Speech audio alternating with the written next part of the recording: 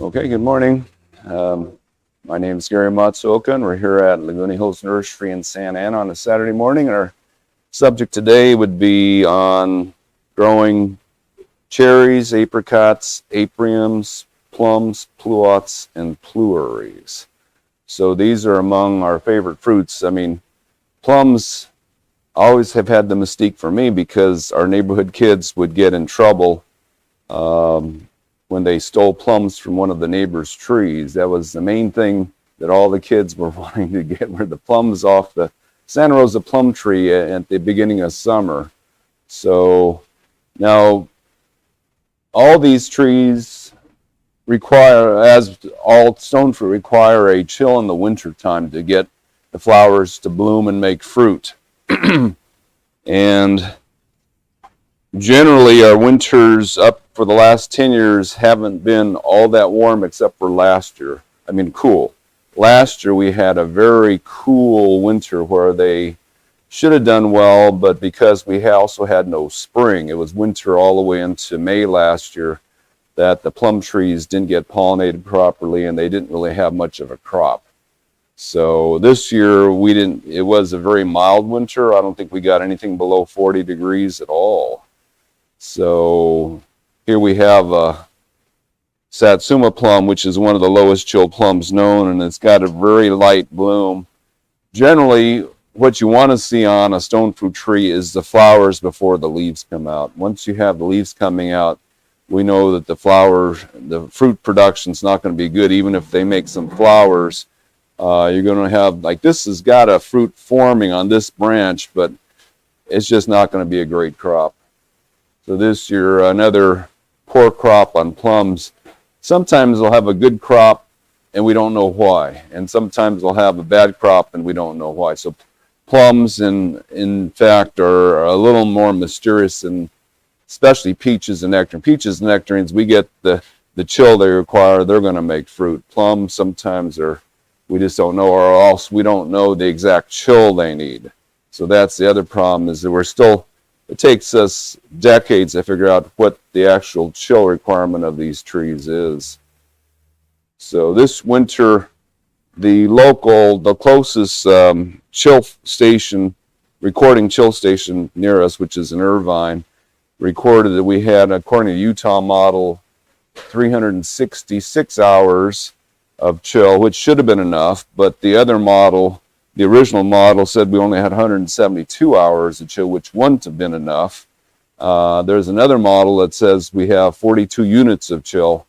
I'm not sure. I haven't studied that particular model yet, but we did have some types of fruit tree. The peaches did well this year. We're waiting, but the plums, not so good. So one of the problems we have is that very few of these trees are having a great crop this year for everybody. Now, Orange County is unique in that we have a lot of different microclimates. So the places where we have the least amount of chill are usually the hills close to the ocean. So if you're on a hilltop, so cold air does flow downhill. The canyons throughout Orange County are colder. So like, we have a customer who lives in Trabuco Canyon, and they said every winter they hit the teens. They drop down into the teens every winter. And they're only a few miles from areas that don't do that. But they're in a canyon, so the bottoms of canyons. And then we also have a customer who lives a block off the Santa Ana River, and they can grow any plum they want. So the big rivers and the little canyons in there, Laguna Canyon Road, people who live there tell us in the winter they make sure they drain their hoses, or else the frost bursts the hoses there. So now I don't know if that's happened the last 10 years, but that was certainly something they always told us, that steep canyon, the cold air just settles at the bottom. So bottoms of canyons along major rivers are where plums do really well throughout Orange County. But if you're not in one of those areas this year, you wouldn't have gotten much of a crop. But people along the big river, especially the Santa Ana River, you live within a half mile of that, you've got some nice cold cold air every winter. So most of these are rated at, that we carry, are rated at 300 hours or more. And this year, it seems like the apricots did better than the plums did this year. But let's start with some of the apricots anyway. So the original apricot that was sold for many years was known as Royal Apricot. Or Blenheim is another name for it. And it was discovered or promoted in England first, and they brought it to the United States. It was the one that was grown here up until, say, the 1970s. It was the main apricot we had. But this does need around 350 to 400 hours of chill. We used to get that kind of chill here every year. Actually, I think it needs more than 400 hours. So. 400 hours below 32? No. So plants get chill between 34 and 55 is what they think now, although some of the models just use below. There's some models that say anything below 45, and some models say no, between 34 and 45. Apparently when it's frozen, the processes that wake up the plants doesn't work. So it's got to be above freezing. So in the old days, we had, well, it's cycled back and forth. So some of the history we've seen, like we used to be in Lake Forest, and the property we're on was originally an apricot orchard of royal apricots back in the 19-teens. And they said they were so productive at that time that they were actually sending dried apricots to World War I soldiers back in those days. And then the 1920s, late 20s and 30s got so hot, all the apricots just failed to produce. So they cut them all down. They put in orange trees, which were there when we moved to that location in the 60s. So they went through that cold cycle, hot cycle. And then in the 60s, 70s, 80s, we had some of the cooler winters ever recorded. In fact, the late 80s were the coolest winters, I think, recorded in California. At least, they've only been recording temperatures for 150 years. So you can't put too much into our temperature recordings, because we haven't been here that long, or at least we haven't recorded the temperatures that long. But the late 80s, we were getting 500, 600 hours of chill every winter. And then it gradually started going down in the 90s throughout the early 2000s. And then we hit rock bottom at around 2014, 2015, no chill again. Just like perhaps the late 1920s and 30s, when they say the 1930s are the hottest temperatures recorded on thermometers that have been around since then. So they said if you look at all the older thermometer recordings, the 1930s were the hottest temperatures ever recorded. So anyway, we're ever since about 2015, we've been gradually getting cooler again. Although last year we had about 500 hours of chill, and then this year only about 360. But we're on a upward trend as far as chill goes again. So hopefully we'll get these things in better production. Because I remember back in the 80s, what you'd see in the backyard, you go out there, I had about 70 fruit trees in the backyard, most of them stone fruit, was we'd have December and January that every night dropped into the 30s. And suddenly February, we'd hit 80 degrees and all the trees just exploded. Just nothing but flowers all at one time. All the citrus, all the stone fruit, everything was blooming at the same time. This year we had no chill until about mid-January, and then we had some decent cool weather all the way into April this year. In fact, the coolest day, apparently, according to the chill, was April 5th this year. We recorded over 14 hours of chill. That's the most we got for the entire cool season. So it was very interesting. We had a real late winter. So we still have a chance of some trees waking up and blooming well, but if they don't wake up and flower by the end of this month, then probably not likely to have a crop this year. When they don't get enough chill, what they do is they'll stay totally bare stemmed all the way through spring to about midsummer. So in the, 30 years ago, when we didn't see them wake up by July, we'd throw them away. We thought this tree's never going to wake up. But in the last 10 years, we kept them around, and they would wake up in August. All the trees that were dormant all spring didn't get enough chill. They'd wake up in August, put out maybe an inch of growth with a few leaves on it, and that's it for the entire year. Whereas if they get good chill, they will push out 3 or 4 foot of growth even more during the year. That chill makes them really grow vigorously, whereas lack of chill, you get maybe an inch or 2 of new growth for the entire year, no fruit, and that's it. So, and they actually need 2 good years of chill, 1 year to get all this good growth out, and then the next year to be cool also to get a good crop. One chilly year within a lot of warm years doesn't seem to do anything because you don't have enough growth. If you just put out an inch of growth, there's not enough areas where they can develop flower buds. So all these fruit trees, the flower buds form at the base of the leaves that grow this year. So the leaves grow this year, they can create a flower bud at the base of those leaves. So where these flowers are coming out, there were leaves there last year. This tree is only a year older than these. So there are leaves covering the whole tree last year. So this tree overwintered here. The rest of these trees came down from Fresno in January. So by the time we get the tree, they've already had a couple hundred hours of chill.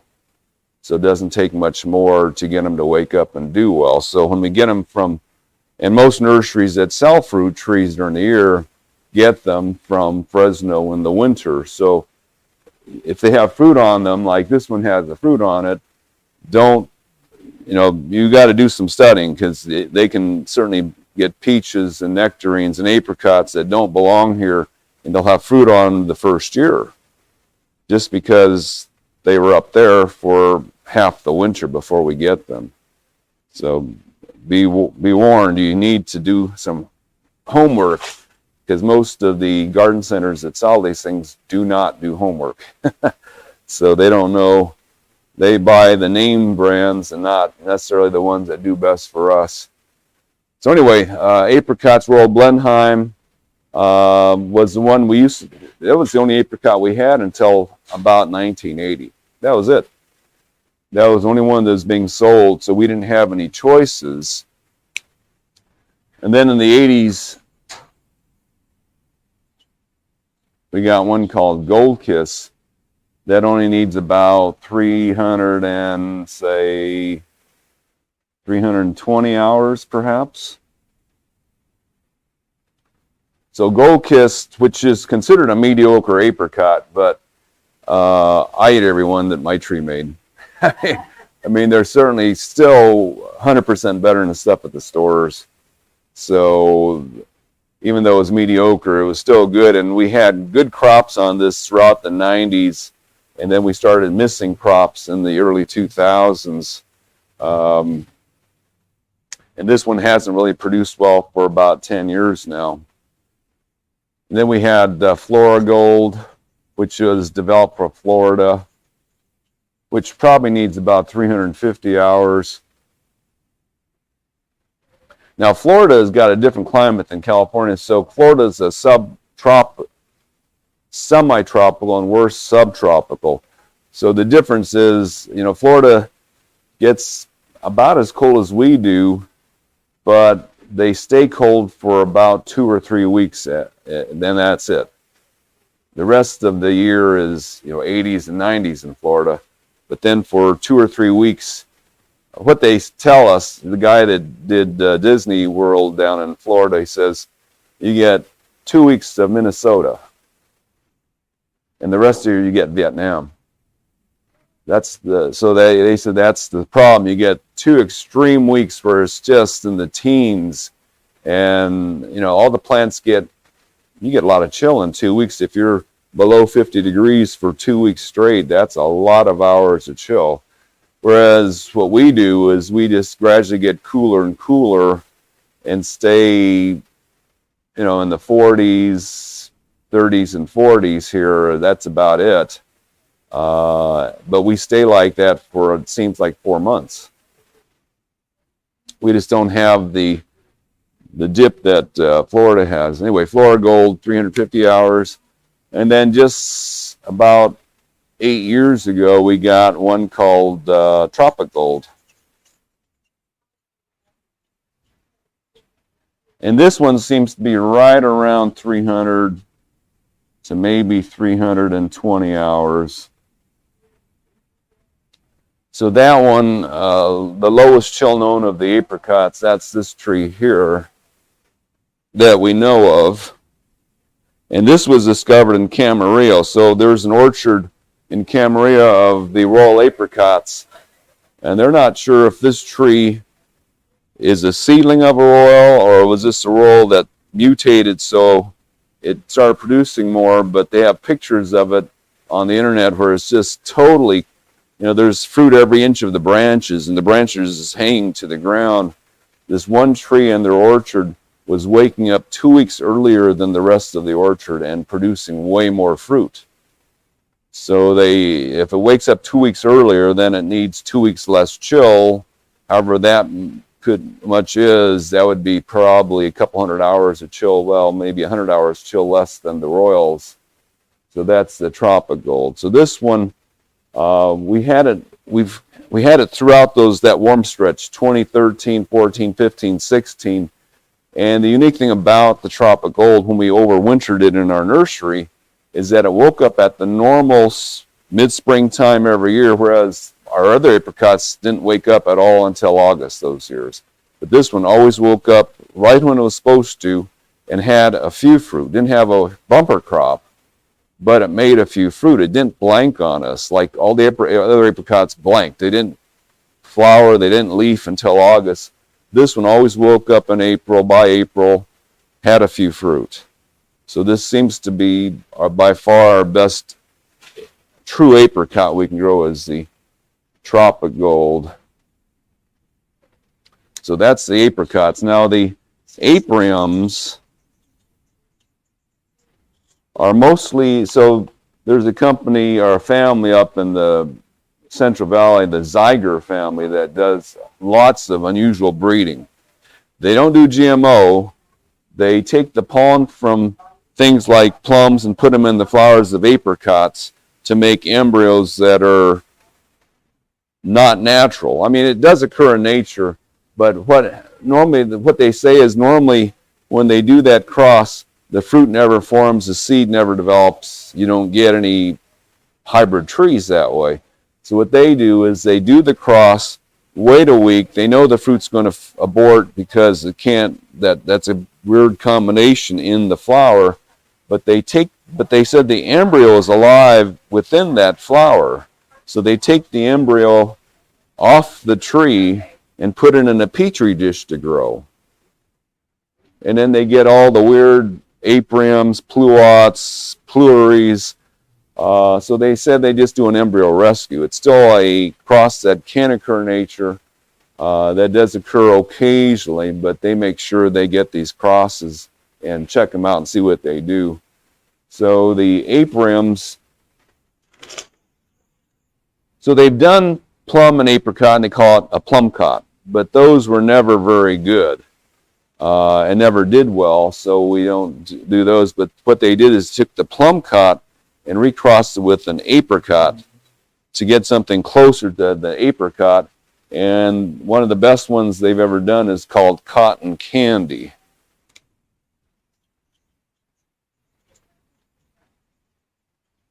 Now this is rated at 300 hours or more, but our customers are telling us that, because I used to plant all these in my garden, and in fact we used to just keep them here at the nursery. But since the pandemic started, 4 years ago,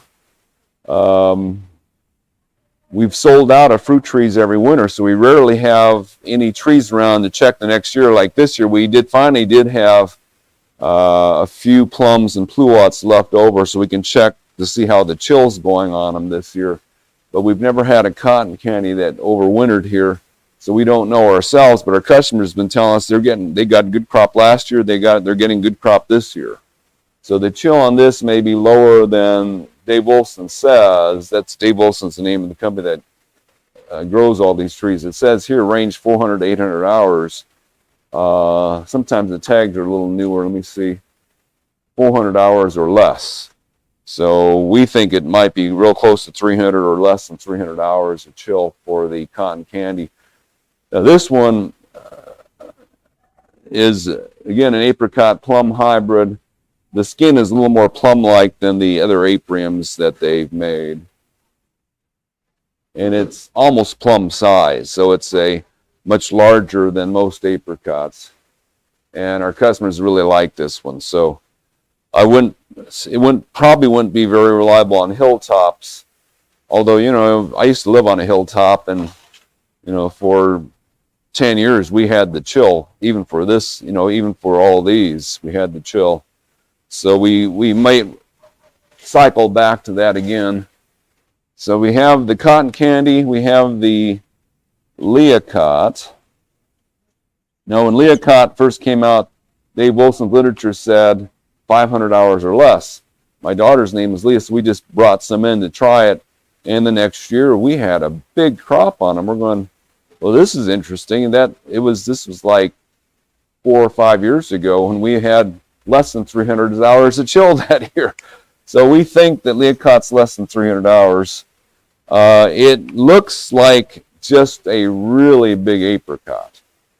Now, I didn't get to eat one. We had a tree in the nursery that was totally loaded, and then my daughter took the tree before it was ripe and planted it in her in-laws' yard on a hilltop in Mission Viejo. So I never got to eat it, but they said it was good. So bigger than the average apricot. The chill on it seems to be fairly low. So tropical apricot may be the most reliable of the apricot type fruit. We also have Flavor Delight.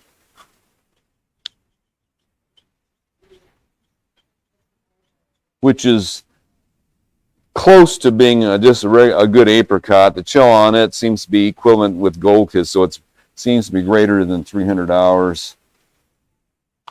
Now, none of these need pollinators except the Flavor Delight, they said, can benefit. It'll have more fruit. It's partially self-fertile. All the rest of them seem to be totally self-fertile.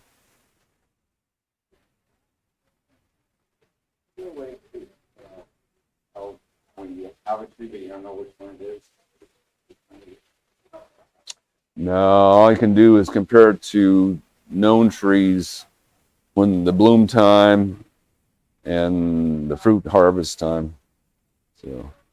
So if you get on Dave Wilson's website, they do have this chart.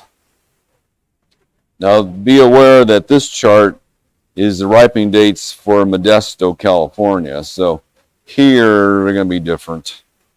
But they have 95% of the fruit varieties that they sell shown in the sequence of ripening in Central California. Now, do be aware that Central California usually gets 800 hours of chill or more every winter. So, leave this here. I mean, we're unique in that we're really low chill, because there's not many places in California that have as little chill as we do, which of course makes it possible for us to grow a lot of tropicals here. Like there's hardly any other place you can grow papayas and real cold sensitive plants. But yeah, we don't get nearly as much chill as they do inland San Diego. I mean, it's interesting. The mountains along, or the tall hills along the coastline of San Diego, keep the warm ocean air from going in very far. Whereas here, we get the ocean breeze coming in and keeping us warmer than normal in the wintertime. I mean, if we were on the East Coast, we'd be in a totally different zone. we're equivalent to what about South Carolina and East Coast, where you get down into the teens every year. So, okay, so that's your apricots and apriums.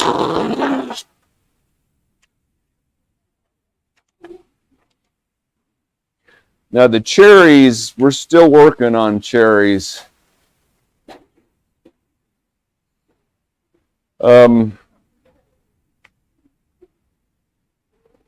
The one that seems like it was going to be our best cherry, we think, but we're not sure yet, maybe Brooks. That's a new, that's the newest cherry that we have. So there's, I mean, my dad used to try to sell Bing and Black Tartarian back in the 1960s, 70s, and we finally gave up because they never made a single fruit. So those need 500 hours or more of chill. You just can't do it around here very frequently. But so 20 years ago, or let's see, back, yeah, it was around 2007, Dave Wilson and Zyger Genetics introduced Mini Royal, which definitely only needs about 250 hours. So this one is real reliable, but it's not self-fertile. It needs a pollinator. So they brought out Royal Lee. Well, they brought out Royal Lee at the same time to be its pollinator. But this needs around 270 hours. And what people were seeing in Orange County anyway, Mini Royal will wake up, 4 weeks later Royal Lee will wake up, hardly overlapped. So we couldn't get much fruit on them. We get one or two because they weren't blooming at the same time. Even though they're both reliable, they weren't blooming at the same time. So then they brought out, about 10 years ago, Royal Crimson.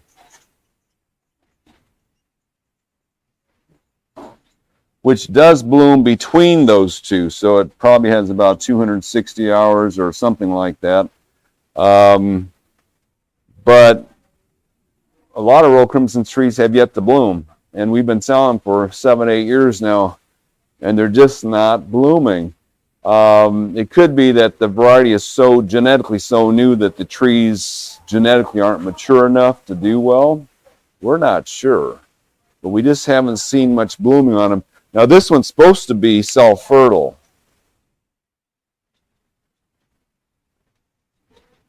Whereas these two need pollinators.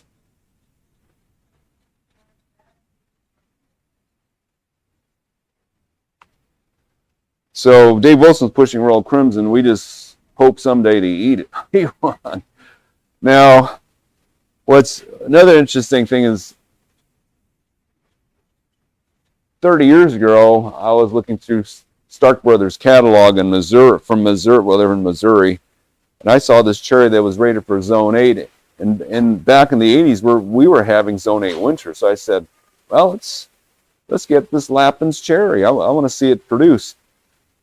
So I planted Lappin's at my first house in Lake Forest in the 1980s. I got fruit the second year. And then I did it again in the 1990s. I got fruit the second year. Well, we're trying to figure out what it was. So Stark Brothers catalog called it Stark Crimson. And Dave Wilson didn't sell Stark Crimsons.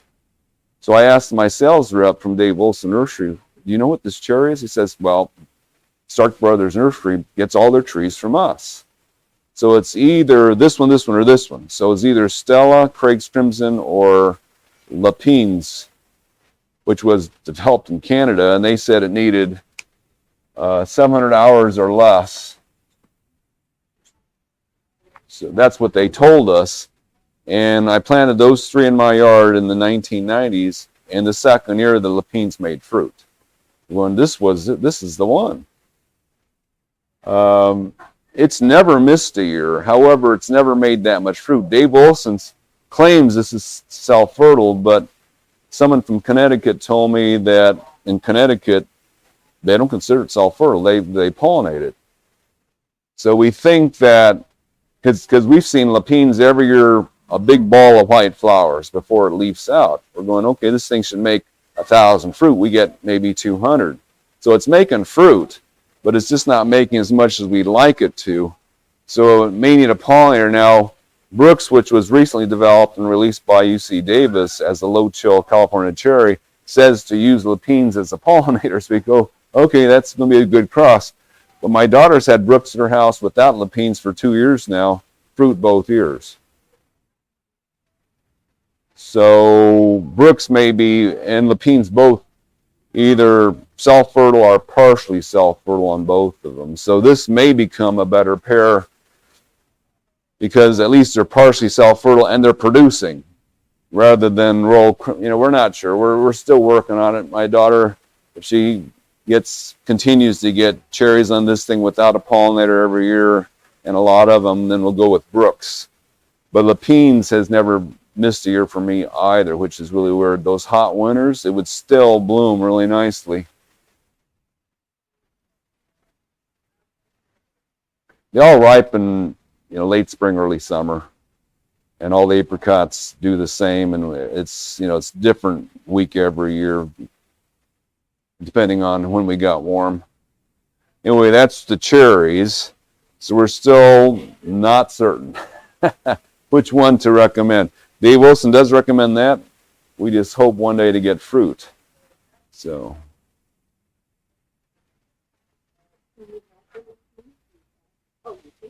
Yeah, we have all these right now. We're out of mini rolls. But again, mini roll needs a pollinator. If Royal Crimson's not blooming. So when we had them a couple years ago, when we had all the trees around, this was probably 4 or 5 years ago, the mini roll bloomed first, Royal Crimson second. Well, at least it woke up second. It didn't really bloom. So this was 2 weeks later, Royal Crimson woke up. 2 weeks after that, Royal woke up. A month after that, or 3 to 4 weeks, lapines woke up. We haven't really checked Brooks. Brooks is still too new. We haven't checked it yet.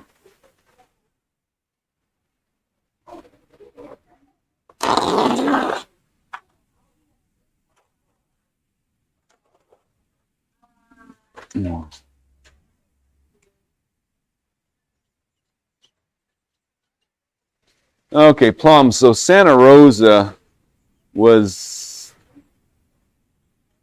and Satsuma were the two plums we've been selling the longest.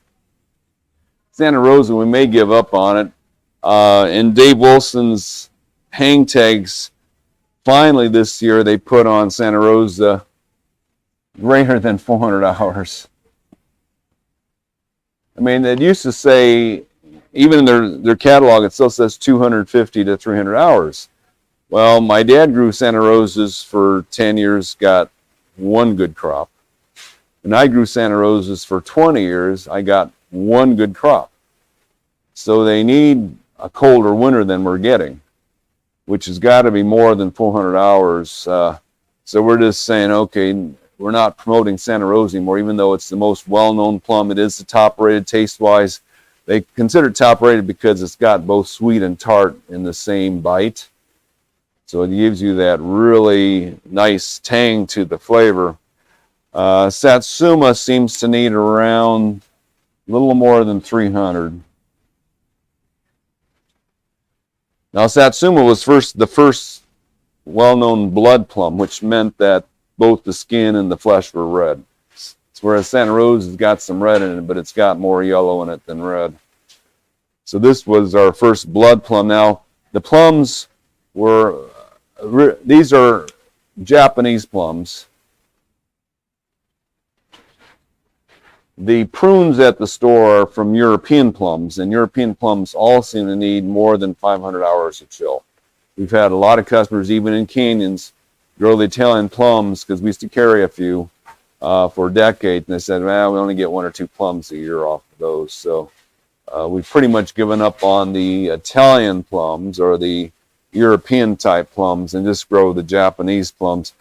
The Japanese plums were mainly hybridized around 1900 by Luther Burbank.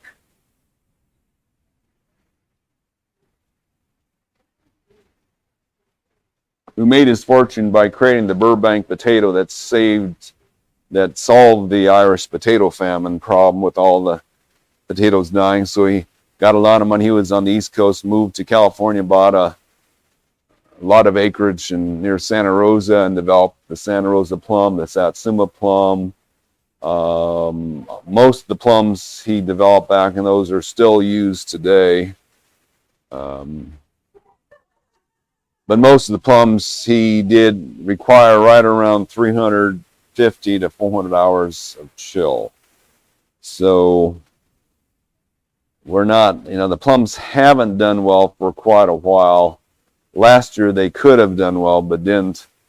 I've been watching some plums in my neighborhood and on the street. Someone planted a burgundy and a Santa Rosa plum in a parking strip. Watching for the last 5 years, they just haven't done well. And this year they're starting to bloom. They look about like this, and they cut them. The homeowner cut them down, so I won't see them anymore. But they just haven't done well for a long time.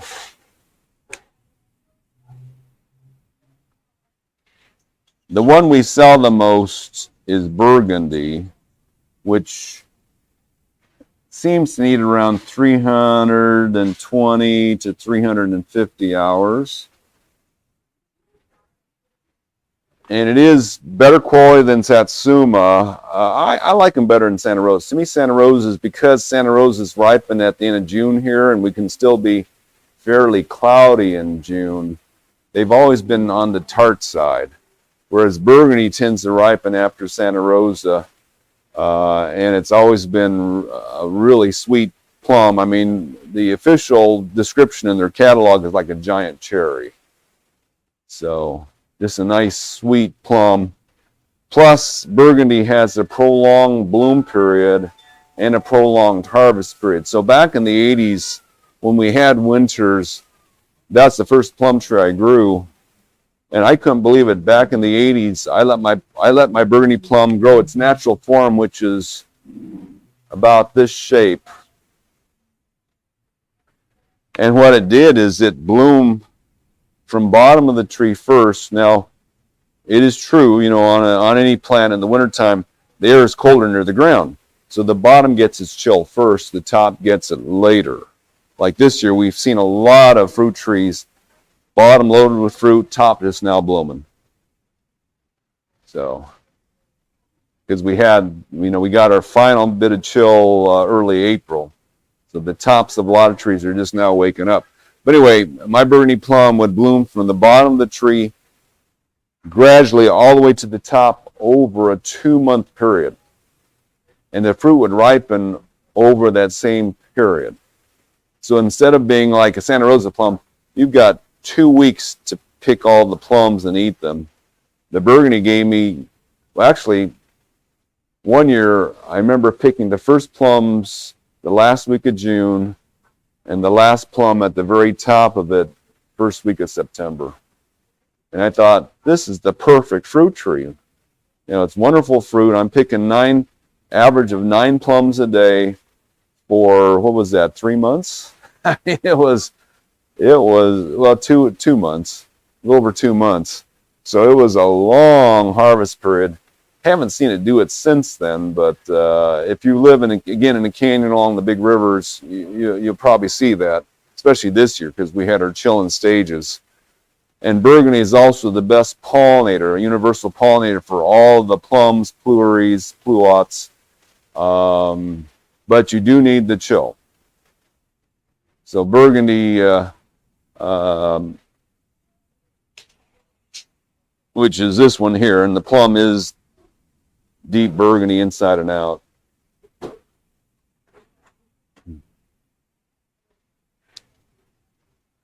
This other tree was a Satsuma plum. Now this wasn't developed by Luther Burbank, one of the few that we grow. It was developed from Mariposa that was developed from Satsuma. So these are the plums we normally carry. There is a weeping version of Santa Rosa that may be less than 350 hours of chill. A friend of mine has it in his yard, and he's never missed a year, but he does live a block off of a riverbed. So he's got more chill than most people do.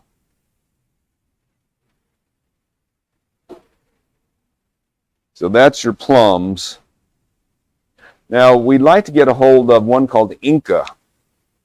Our Dave Wilson Nursery has their catalog, but they never seem to have any on availability. We think Inca might be less than 300 hours. It's a yellow plum.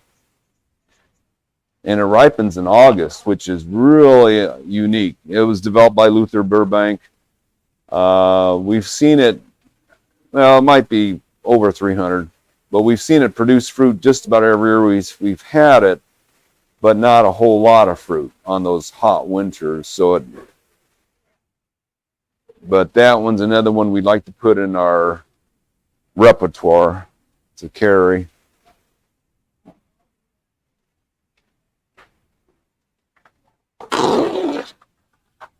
Okay, so about a dozen years ago, the Pluots became famous.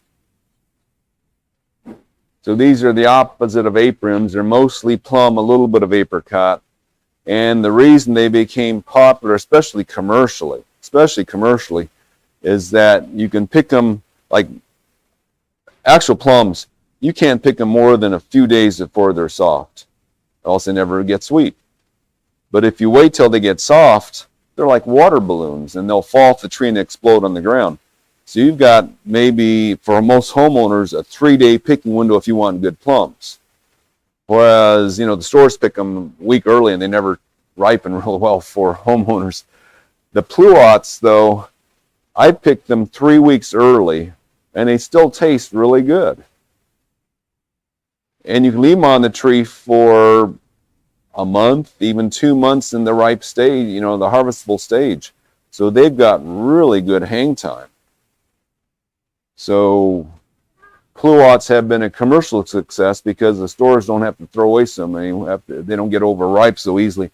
And they are generally better tasting when you pick them commercially than the plums are. And I would, so we generally carry or promote Dapple Supreme, Flavor King, and Flavor Grenade. These seem to be the best for our area.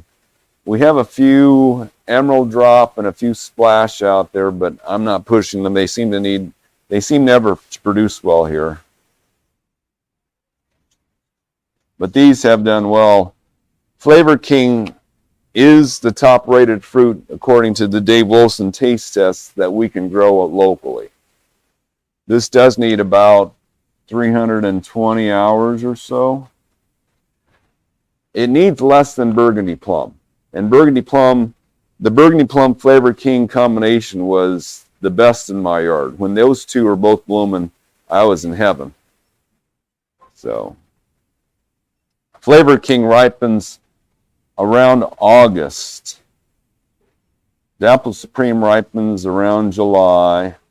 And Flavor Grenade ripens around September. But they both have real long hang times, long shelf life. And all three of these have performed well locally. The chill on Dapple Supreme seems to be a little less than 300 hours. Flavor Grenade a little more than 300 hours. Now, they're not self-fertile, so you need to have pollinators. Some of the Pluots will pollinate the other Pluots, but it's nice to have the Burgundy Plum in the mix because it has a longer bloom period and it can pollinate anything. But if you have these three, you may be in good shape. We're not certain. Dave Wilson says it takes them 10 years to figure out who's pollinating who. So...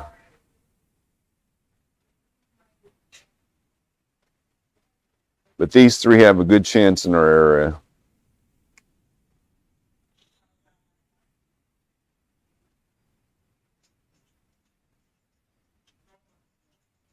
Now the plum-like fruit we're promoting most now is the two pleuries that we have. These two pleuries here. So there's Sweet Treat and Candy Heart. So these are plum cherry hybrids. And we first got Sweet Treat 10 years ago. First time we carried it. We couldn't believe how early they woke up and how well they bloomed. Just great bloom early, so low chill. Now, officially they say, I think they say, what does it say on here?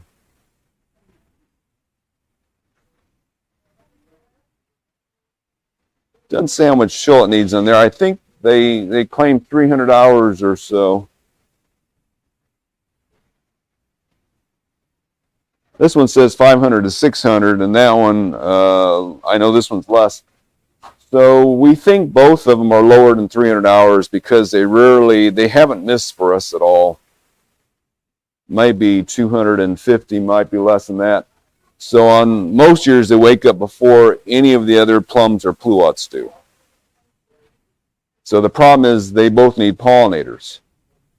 Now the good thing is these both bloom together, and they both seem to have low chill. The Candy Heart seems to be slightly lower chill than Sweet Treat, although Dave Wilson says the other way around. But for us, this one always seems to wake up a week before this one, but they overlap real nicely. This one, the fruit tastes like a cherry. It's the size of an apricot. It's got the texture of a plum. This one looks like a cherry, texture of a cherry, tastes like a plum. So they're kind of opposites. This one looks like a plum, texture of plum, tastes like a cherry. They're both really, really good, and they both ripen in July, and they both have a good long hang time of at least a month. And they both have never missed a crop. So we do recommend you plant them together. This far apart, even closer, is fine. And you should get fruit just about any. You know, I haven't grown them on a hilltop yet, so I don't know if they're quite as reliable on hilltops, but on flat ground here, and we're kind of on a plateau here, not a low spot, they just have not missed, and they're both really, really good. So we do recommend them. Now, what's interesting about a lot of the hybrids is their leaves are not right. So the pluots and the pleuries, we get a lot of this going on, or the leaves just develop with holes. I mean, I've sat there and watched a Flavor King Pluot. This is a Flavor King Pluot, and I've watched it, you know, on a windy day, and just standing there and watch holes developing in the leaves. I'm going, God, this thing just develops holes in the leaves. So a lot of people complain. They look at the trees and go, something's eating them, or they'll say, oh, you got shot hole disease. No, we can stand there and watch the holes open up. There's something structurally wrong with their leaves, but it's not a big deal. It's just aesthetics. But just be aware of that. Like the plums don't seem to have any problem making good plum leaves, but the pluots, on a windy day, we'll get a lot of holes developing, and I'll just be standing there watching the holes developing in the leaves. I mean, there are bugs that can eat them too, but I was just amazed just watching the holes developing in front of my eyes. And the pleuries, definitely, we see a lot of the little holes. So there's something genetically wrong with their leaves that they develop the holes. But again, they got wonderful fruit. Okay, so that's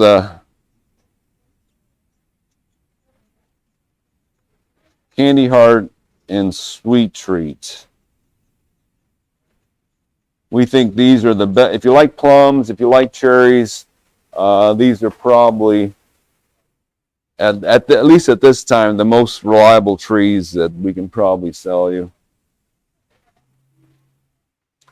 Okay, care on these, all these trees. Now there's other... Hmm?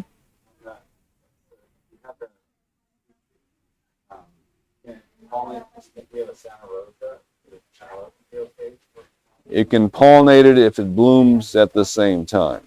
And that's going to be the problem, is the bloom time. So they claim any plum or pluot can pollinate the pleuries, but unless they bloom at the same time, yeah.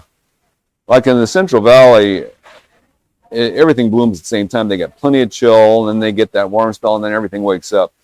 Here, because we don't get all the chill at once, and we get warm spells in between, things wake up before other things do. So you have to be real careful of what you pick. Again, the more plums, pluots, and pleuries you have in your yard, the better luck you'll have with everything. But what's the chill needed for the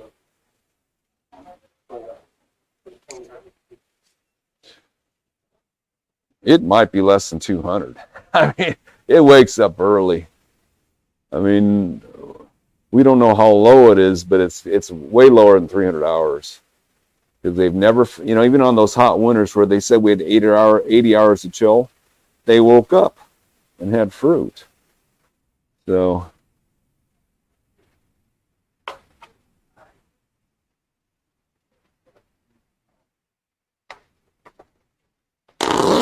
Now there are other pleuries out there, but we haven't had as much success. So we sell flavor punch, which probably needs over 300 hours. My daughter's seeing hers just with the sprinkling of bloom like this year. So that one's probably not the most reliable. And there's a few other pleuries out there, but so far these two have been the stars. So culture-wise, they're all similar. We train them generally as a fan of branches. So as long as you have decent separation. Now, we do, just as all the other fruit trees go, the best production are on per square foot is if you keep the tree, say, 5 or 6 foot wide and 7 or 8 foot tall. Again, because if you let the trees grow much larger than that, then the inside's too dark and you don't get fruit in the center of the tree. So all the orchards are trying to figure out how to prune these things to keep them productive. Now with these, since it's just a normal fan shape, not a big deal. The main thing you have to watch out for on all these trees is to keep space between the branches so the sunlight can get inside.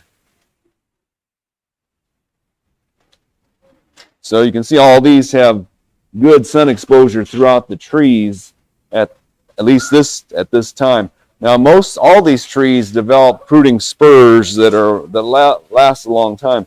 So on this tree you can see these short branches. This is like 1 inch long. This might be 1.5 inches. These are maybe 1/4 inch long little branches. Those are good fruit production as long as they get light in there. So all this stuff on the tips, you can cut that off because you're going to get fruit production right in here. So you can just keep these things trimmed down. Now what's going to happen is that you'll get some new growth in here that might make it too dark. So every winter you go through your tree, and if it's too crowded, you thin out the branches, eliminate branches so the sun can still get in here. Otherwise, the fruiting spurs, if it's too shady in here, they have to move out further and further, and the tree has to get bigger and wider to make fruit. But as long as you keep the light coming into the center, you'll maintain these short fruiting branches in here, and you can keep your tree small and have it fruit successfully at the same time. So all these we kind of treat the same way. We love the short branches like forming on this cherry tree at the bottom, because these will get more chill than these will. And you can get fruit off of those. So training wise, yeah, just general fan shape, thin it out every winter, keep them short the shorter you keep them, the better the chill on those branches is. Now, we don't get many diseases on these trees. We did get a little bit of shot hole on these trees because they woke up really early because they came down for Fresno. Now, if these were down here, they wouldn't have woken up till right now. So the leaves wouldn't have been subject to rain, but these woke up early. So we did get a little shot hole fungus on this branch, which is from just constant wetness. I mean, we had, what, in mid-March, like a whole week, 10 inches of rain in a week. And that probably caused a little bit of disease on this leaf here. That might be bugs, actually. Hard to tell sometimes. Or it could be shot hole fungus. But normally you wouldn't get that on your own trees in your yard after year after year. There is a bug called a slug.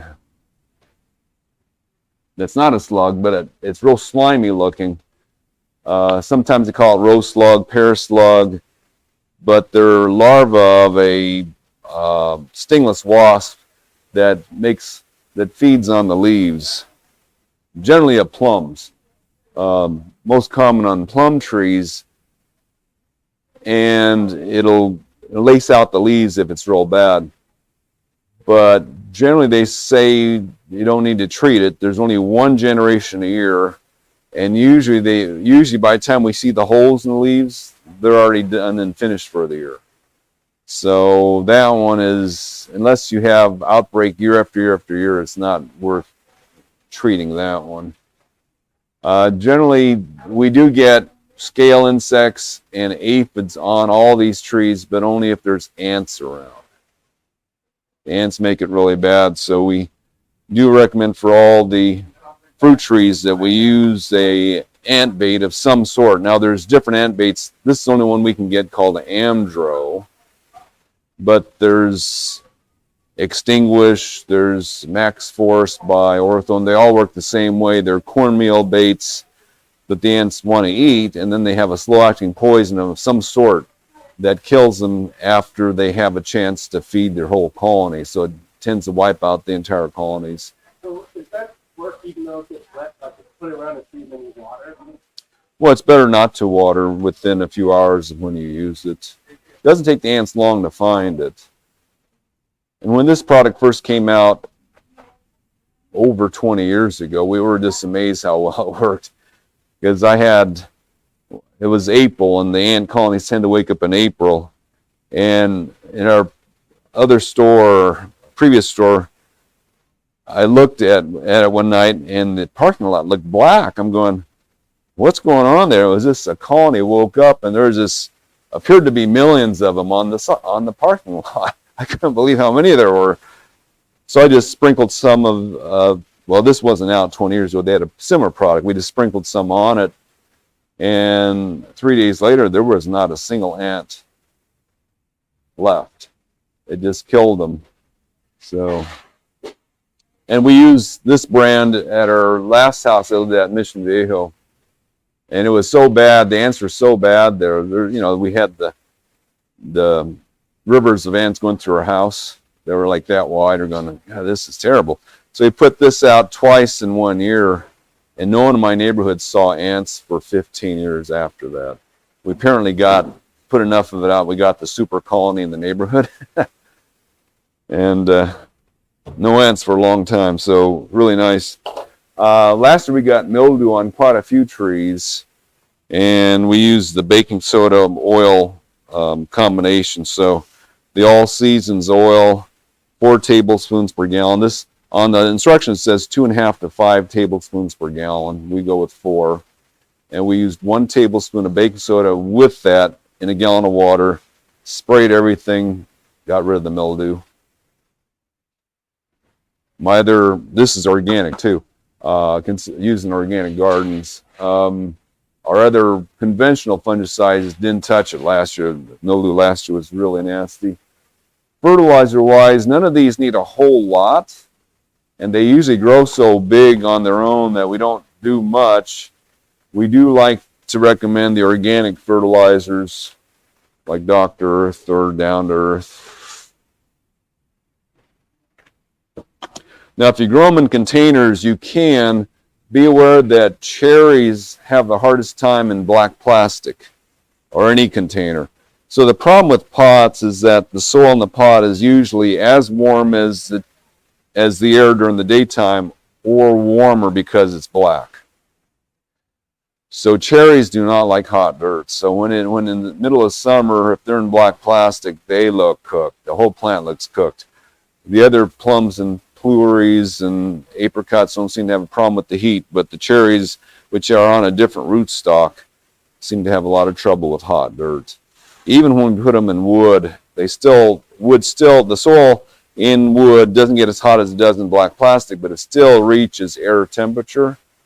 And if it's 100 degrees out, the roots on cherry trees cook. So keep cherries are better in the ground, or unless you have a fabric pot that stays cooler than the actual air temperature.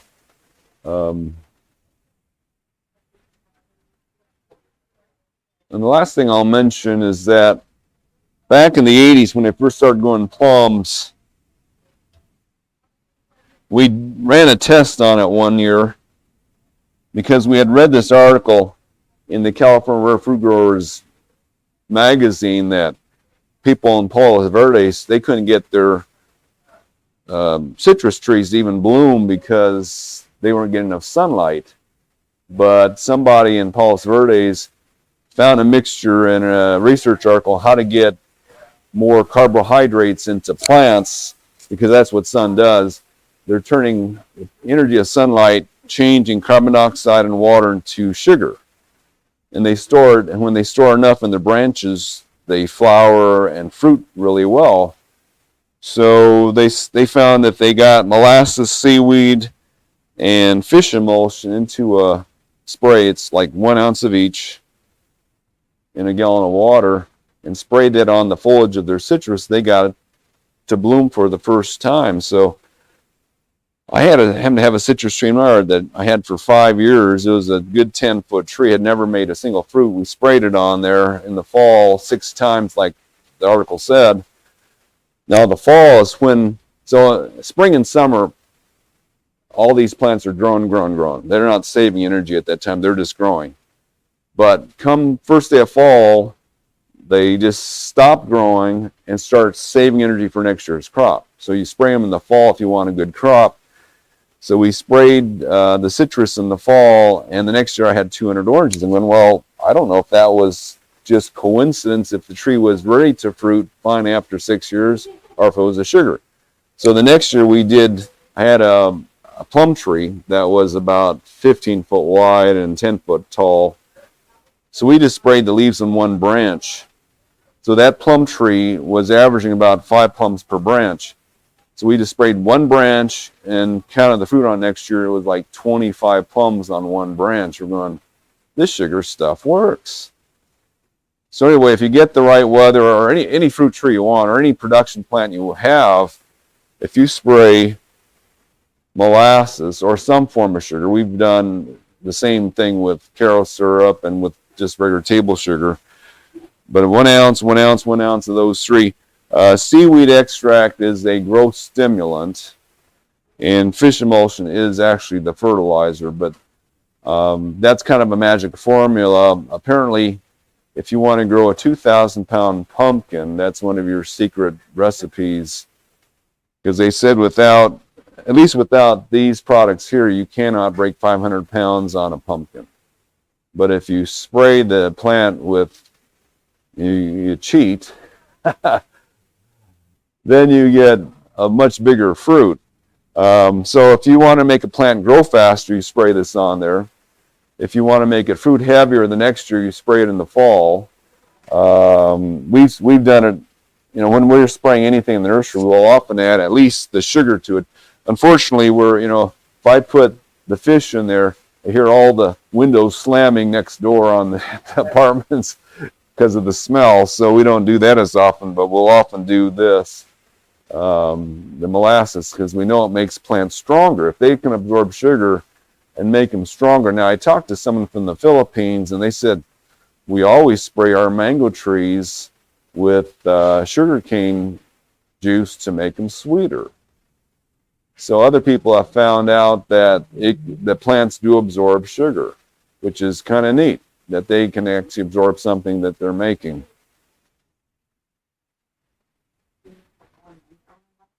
Yeah, we do. That was the original formula. Was these 3 items, 1 ounce of each, in 1 gallon of water. It should work. I have not done it yet on avocados, but it should work on any plant. And like so spraying with honey water, would that be the same thing? Don't know. Don't know if avocados can absorb, if leaves can absorb honey. I don't know the difference in the sugar, or don't know.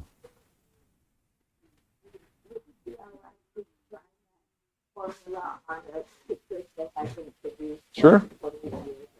Yeah. Any plant, you can spray it on any plant.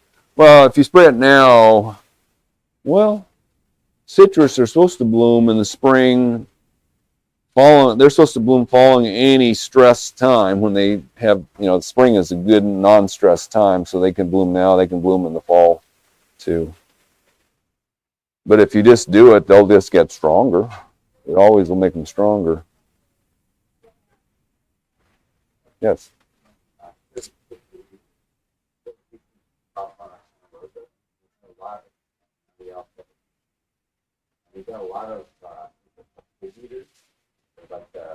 Fig beetles. Yeah, you got the green fig beetles. Well, you can trap them. So a friend of mine got a plastic soda bottle. He cut the top off, inverted the top, put grape juice in here. The beetles smell the grape juice. They fall through the opening into the bottom. They can't fly out because their wings can't fit through that hole to fly. And he says he averaged about 30 fig beetles a day in there.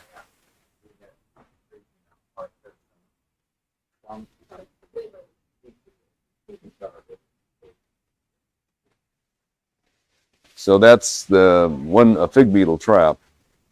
And it certainly worked for him. I mean, he said he kept a lot of the plants pretty clean with that trap. Mm-hmm. And I don't know if wine might work better in grape juice because they like fermented things even better than they do. Of course, if you leave the grape juice in there for a few days, they'll start fermenting.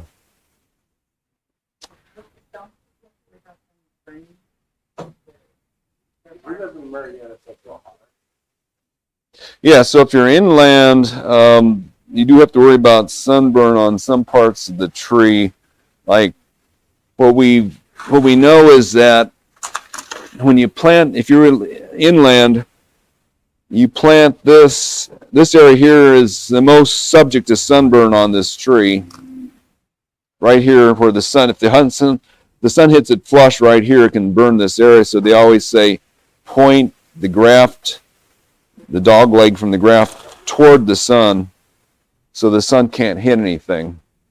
And you can whitewash your trunks too, or just whitewash them. Don't have to worry about it sunburning. White latex paint, you can cut it in half with water. We have an organic product on the shelf, the Ivy Organics whitewash, the white latex paint to cover the areas that the leaves aren't covering. Around in Orange County, we don't see much burning at all. But yeah, you go inland, you can get that. All right. Thank you.